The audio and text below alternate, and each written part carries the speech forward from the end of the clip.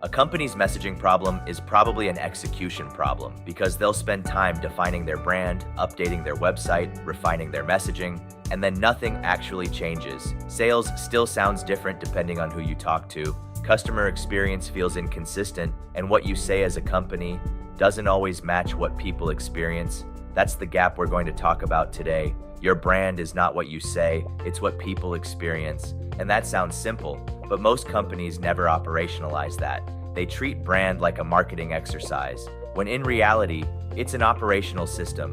It should show up in how your sales team runs conversations, how your team responds to problems, how your customers feel working with you. That's what I mean by living the brand. Here's what typically happens. Leadership defines a strong message. It sounds good, it's differentiated, it's clear.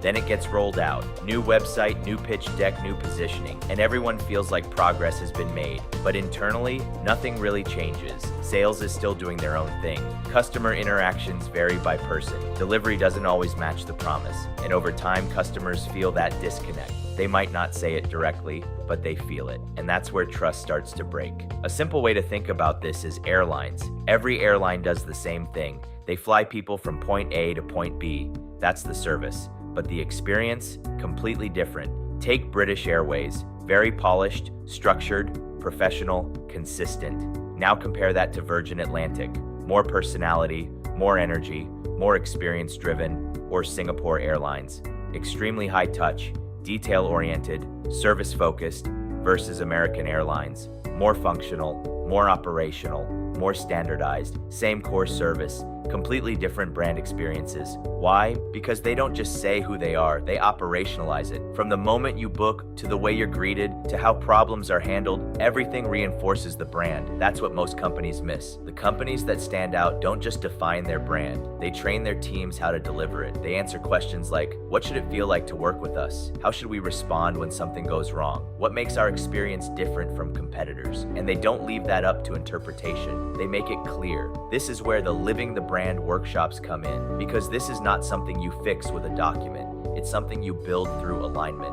What we do in these workshops is simple. We take the brand and we bring it into real scenarios. For example, a prospect comes in frustrated from a bad experience. Instead of asking, what do we say? We ask, how should we show up as a brand in this moment? What should the customer feel at the end of that interaction? Clarity, confidence, trust? Then we walk through it as a team.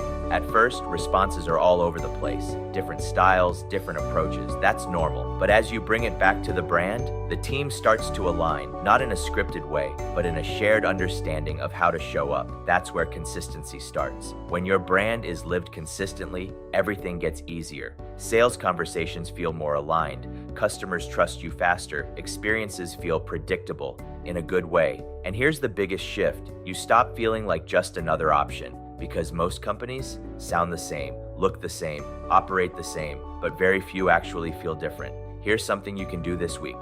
Grab your team and ask, what do we say we stand for? Then ask, does our customer actually feel that? And if not, where is the gap? Then take one real scenario, a sales call, a customer issue, an onboarding experience, and ask, how should we show up differently? That's where this starts. Your brand is not your website. It's not your messaging. It's not your pitch deck. It's how people experience your business every single time. And when that experience is consistent, that's when you stop blending in. That's when you actually stand out. Next week, we'll break down how to turn this consistency into real demand and pipeline growth. Let's build your engine.